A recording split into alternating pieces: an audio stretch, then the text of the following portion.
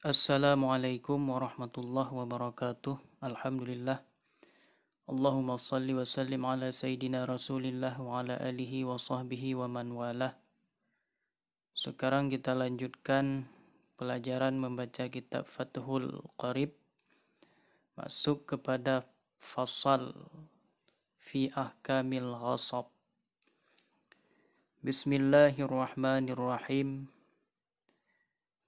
Faslun fi ahkamil ghasbi. Ini satu pasal pada menyatakan hukum-hukum daripada ghasab. Apa itu ghasab? Wa huwa lughatan, dan bermula dianya ghasab menurut bahasa akhdhu syai'i dhulman mujaharatan. Itu mengambil sesuatu secara zalim lagi secara terang-terangan.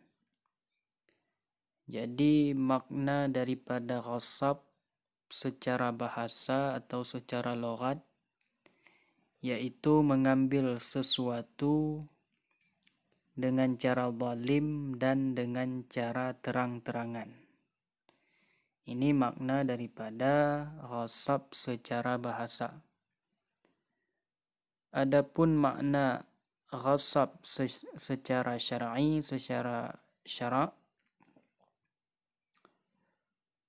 wa syar'an al-istila'u ala haqqil ghairi udwanan. Yang dikatakan ghasab pada syara' yaitu menguasai di atas hak orang lain secara memaksa, secara terpaksa, ataupun secara sewenang-wenang.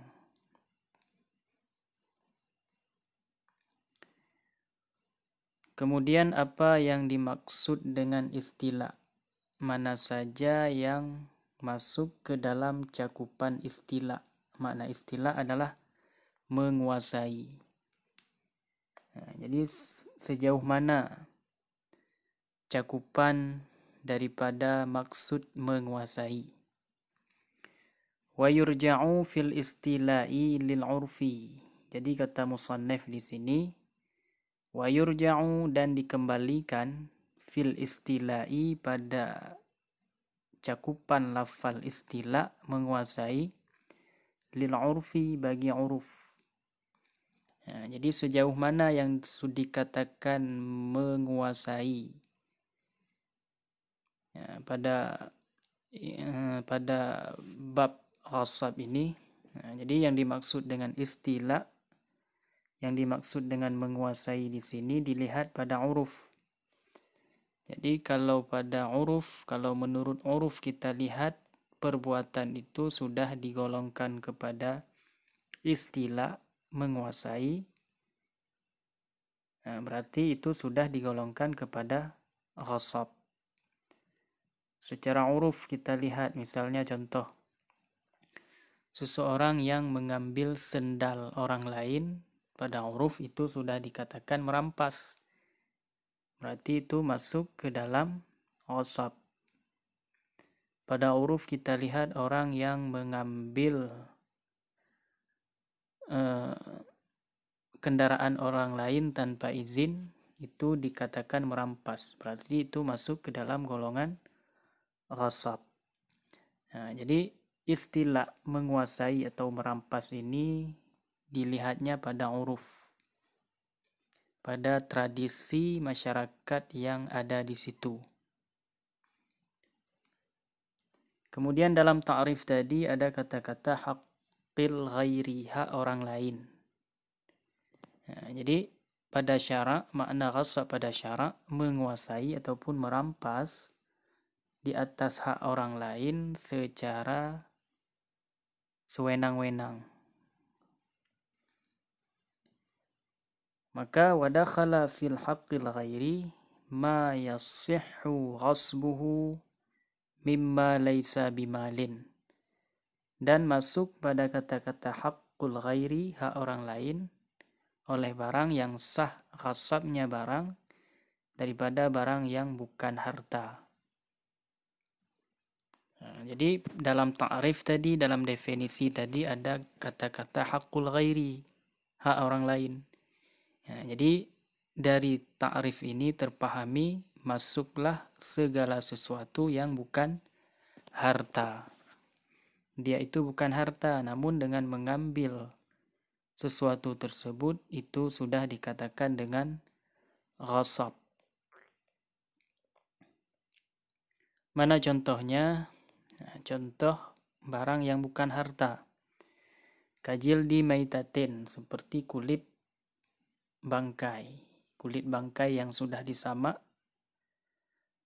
itu boleh dipakai, akan tetapi dia tidak termasuk ke dalam golongan harta. Apabila ada orang yang mengambil kulit bangkai kulit bangkai orang lain secara paksaan, maksudnya tidak ada izin dari orang lain, itu sudah masuk ke dalam golongan ghasab. Kemudian wa kharaja bi'udwanan, keluar dari kata-kata udwanan, al-istila'u ala malil ghairi bi'aqdin, keluar dengan kata-kata udwanan. Udwanan ini secara merampas, secara sewenang-wenang. Ya, jadi keluar daripada kata-kata udwanan oleh di atas barang, di atas harta orang lain dengan akad, dengan ada akad. Menguasai kepada harta orang lain dengan ada akad. Misalnya jual beli. Ketika kita membeli suatu barang, suatu benda, asal mulanya benda itu adalah milik orang lain, namun kita mengambilnya secara ada akad, yaitu akad jual beli. Ataupun mengambil hak seseorang dengan cara akad nikah. Itu sudah tidak termasuk ke dalam ghasab.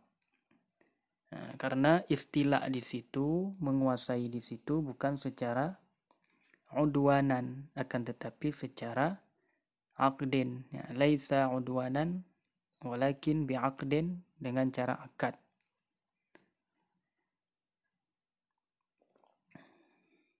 Kemudian sekarang apabila ada seseorang yang ghasab milik orang lain, apa yang harus dilakukan oleh orang tersebut? Waman ghasaba malan li ahadin lazimahu radduhu limalikihi. Dan bermula siapa saja yang mengghasab akan harta bagi seseorang, niscaya lazim akannya seseorang tersebut, si pengghasab tersebut, oleh mengembalikannya harta bagi pemiliknya harta. Jadi orang yang mengambil hak orang lain itu wajib dia kembalikan apa yang sudah dia ambil secara udwanan, secara merampas. Walau gharima ala raddihi adhafa qimatihi, walaupun dia membayar ataupun dia menghutang di atas mengembalikan harta tersebut akan gandaan-gandaan harganya. Nah, walaupun dia berjanji nanti saya akan membayarnya dengan harga yang lebih mahal. Nah, sekarang tidak saya kembalikan dulu, tapi nanti akan saya kembalikan dengan gandaan-gandaan harga yang lebih daripada benda yang saya ghasab. Jadi walaupun demikian, dia tidak boleh menahan benda yang sudah dia ghasab, akan tetapi wajib dia kembalikan dengan segera. Walazimahu aidan arsyu naqsihi in naqasa. Dan lazim akan orang tersebut pula oleh menempel kekurangannya harta jika kurang ia harta. Jadi kalau harta benda yang dia ghasab itu ternyata terdapat kekurangan, maka dia wajib menempel kekurangan harta tersebut. Bagaimana contohnya? Kaman ghasaba sauban falabisahu. Seperti seseorang yang mengghasab akan pakaian, baju. Falabisahu, maka dia memakai baju tersebut. Nah, seorang yang mengghasab baju seseorang dan dia pakai baju tersebut.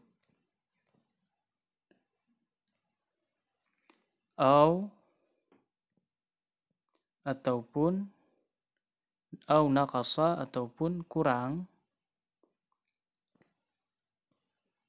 naqasa bighairi lubsin, dengan ketiadaan memakai. Nah, jadi yang pertama, terjadi kekurangan seseorang yang mengghasab pakaian, kemudian pada pakaian itu terjadi kurang. Ataupun dia ghasab pakaian, yang pertama tadi dia mengghasab pakaian seseorang, kemudian pakaian itu dia pakai, baju itu dia pakai, setelah pakai maka terjadi kekurangan.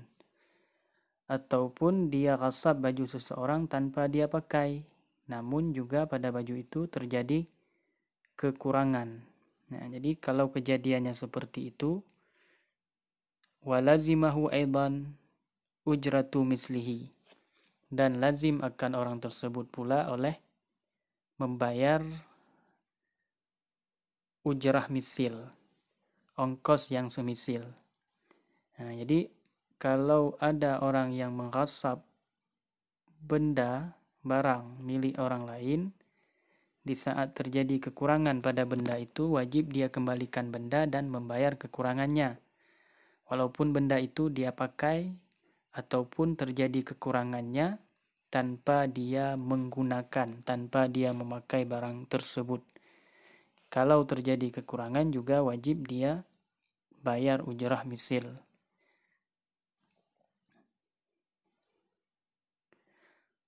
Wa amma law naqassal maqsubu bi rukhsi si'rihi.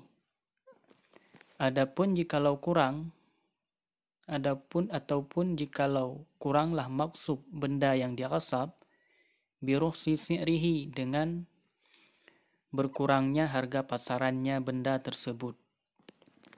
Fala yadmanahu al-ghasibu 'ala sahih. Ya, maka tidak membayar akan orang maka tidak membayar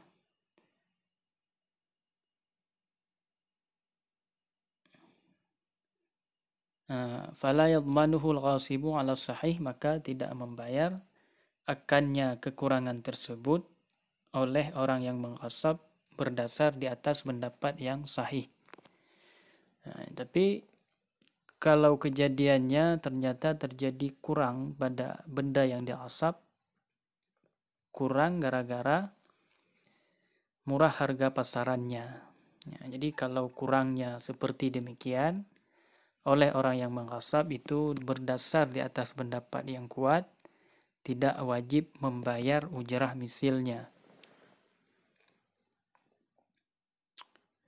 Wa fi ba'dhin nusakhi wa man ghasaba mala imri'in ujibira ala raddih.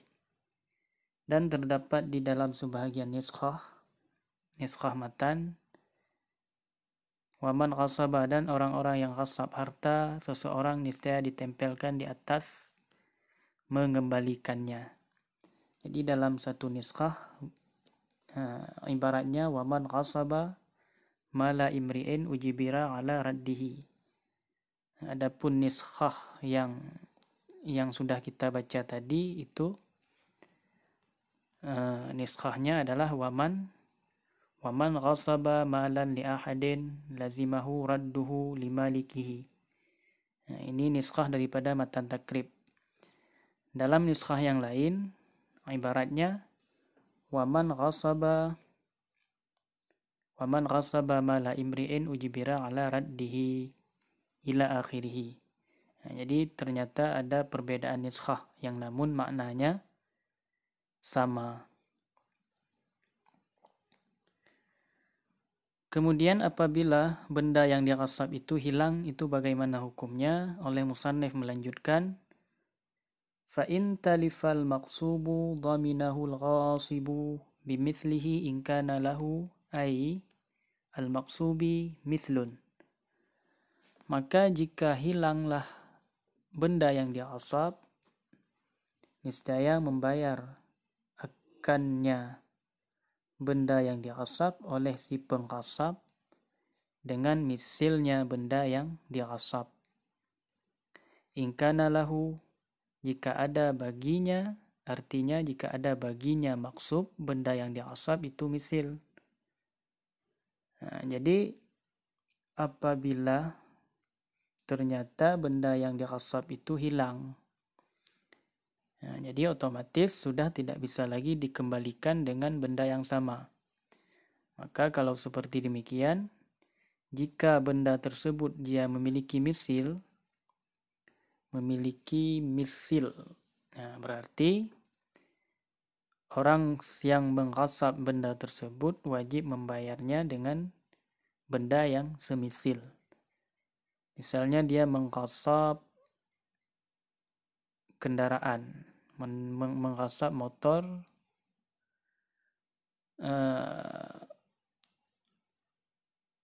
mengghasab misalnya Honda Beat, kebetulan hilang, maka dia wajib membeli yang semisil dengan Honda Beat tersebut.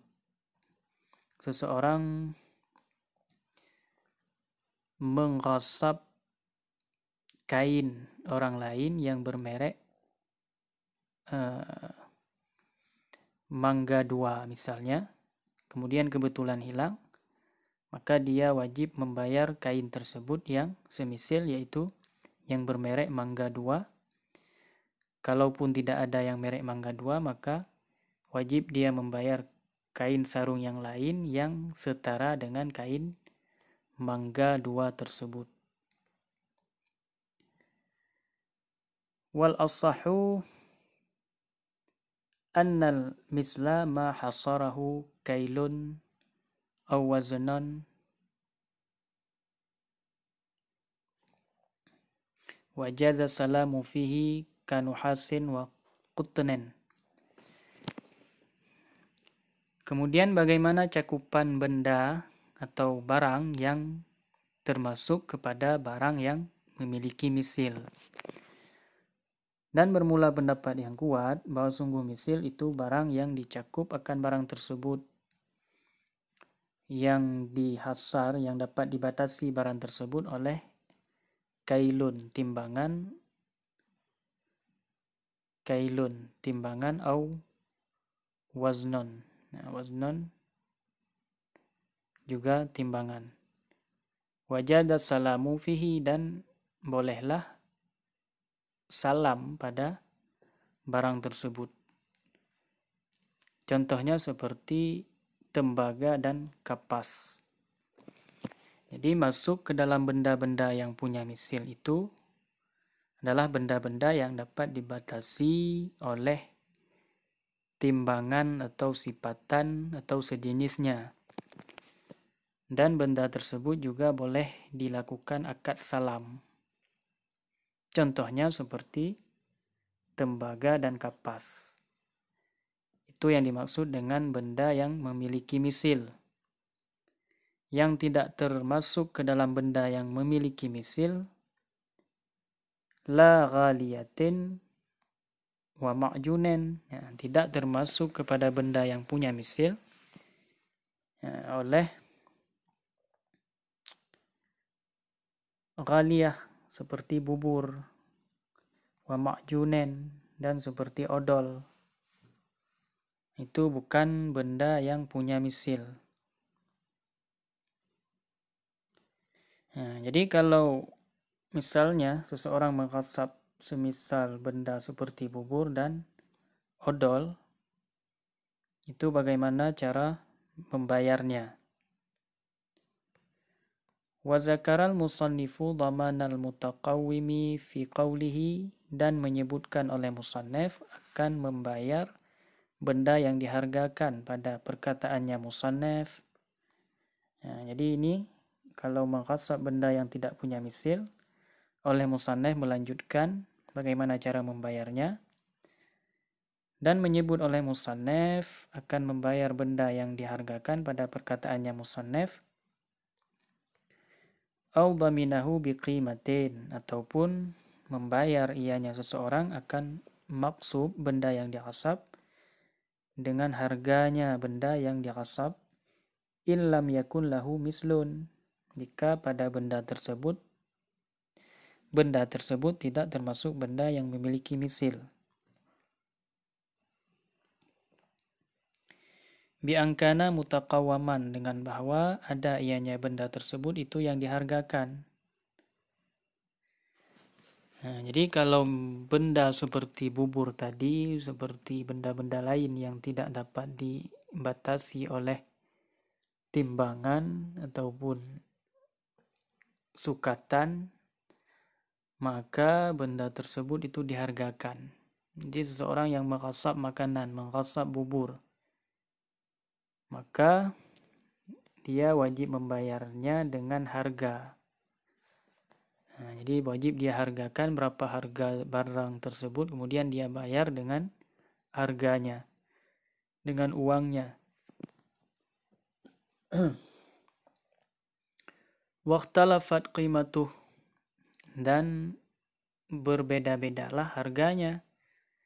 Nah, jadi tentunya kalau benda tersebut harganya berbeda-beda. Aksara makanat mi yaumil ghasibi ila yaumit talafi. Jadi harganya bisa berbeda-beda. Aksara, terlebih besar lah barang yang ada ianya qimah, ianya harga, daripada hari ghasab hingga hari hilang. Nah, jadi dalam penghargaan benda tersebut, benda yang dighasab, harganya bisa terjadi berbeda-beda, bisa terjadi perbedaan, bisa berkurang, bisa bertambah. Bisa berkurang dan juga bisa bertambah daripada hari ghasab kepada hari kehilangan daripada benda tersebut.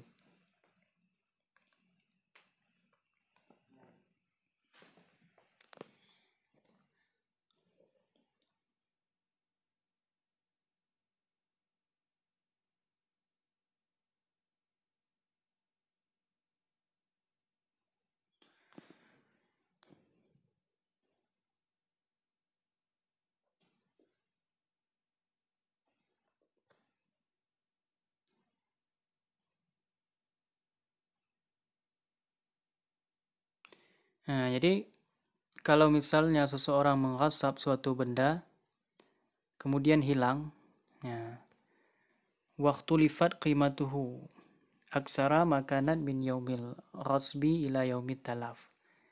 Nah, jadi wajib dia membayar benda tersebut dengan harga yang paling mahal, yang dilihat daripada hari dia mengghasab kepada hari yang hilang. Nah, misalnya seseorang mengghasab suatu benda pada hari Senin, pada tanggal 2. Kemudian benda tersebut hilang pada tanggal 5. Pada tanggal 2 benda tersebut berharga dengan harga 1.000. Tanggal 3 harganya 3.000. Tanggal 2 harganya 1.000. Tanggal 2 harganya 2.000. Tanggal 3 harganya 3.000. Tanggal 4 harganya 6.000. Tanggal 5 harganya turun lagi menjadi 3.000. Nah, maka wajib bagi orang tersebut membayar dengan harga yang paling mahal, yaitu pada hari-hari dia mulai mengghasab hingga hari kehilangan. Berarti wajib dia membayar benda tersebut dengan harga 6.000. Nah, itu harga yang termahal. Wal ibratu fil qimati bin naqdil ghalibi. Dan bermula ibrah pada qimah, pada harga, itu dilihat dengan naqad yang ghalib, dengan mata uang yang ghalib. Nah, jadi cara menghargakannya adalah dengan mata uang yang ada di daerah tersebut. Nah, mata uang yang ghalib, yang kebiasaan digunakan pada daerah tersebut. Fa'in ghalaba naqdani au tasawaya qala Rafi'i ayyan al-qadhi wahidan minhuma. Maka jika menghalabah oleh dua naqad dan sama ianya naqad, maka berpendapat Imam Rafi'i mentakyin oleh qadhi akan satu daripada dua naqad. Seandainya dalam satu daerah itu terdapat dua naqad, dua mata duit, maka kemudian kebetulan daripada dua mata duit tersebut harganya sama, setara. Maka oleh Imam Rafi'i berpendapat, apa yang dikatakan Imam Rafi'i, ayyan al-qadhi wahidan minhuma, telah mentakyin, menentukan oleh qadhi bahwa salah satu daripada keduanya naqad. Jadi ditentukan saja salah satu harga yang dijadikan patokan untuk dihargakan. Nah, jadi ini kejadiannya apabila menghalabah dua naqad dan harganya sama. Akan tetapi jika terdapat dua naqad, namun ada salah satu naqad yang ghalib, yang biasa digunakan. Nah, maka yang dijadikan patokan untuk dihargakan adalah naqad yang ghalib, yang kebiasaan digunakan oleh masyarakat. Sekarang terdapat dua akad, fa'in ghalaba naqdani wa tasawaya. Terdapat dua akad, dua naqad, namun keduanya itu sama penggunaannya. Nah, bukan mahal, bukan sama harganya, sama penggunaannya. Maka oleh Imam Rafi'i mengatakan mentakyin oleh qadhi salah satu daripada keduanya. Nah, jadi diambil salah satu daripada naqad tersebut untuk dihargakan benda yang dirasab, yang kehilangan tadi. Nah, jadi sekian pembahasan kita pada kesempatan ini. Mudah-mudahan kita bisa melanjutkan untuk pembahasan selanjutnya. Wabillahi taufiq wal hidayah. Assalamualaikum warahmatullahi wabarakatuh.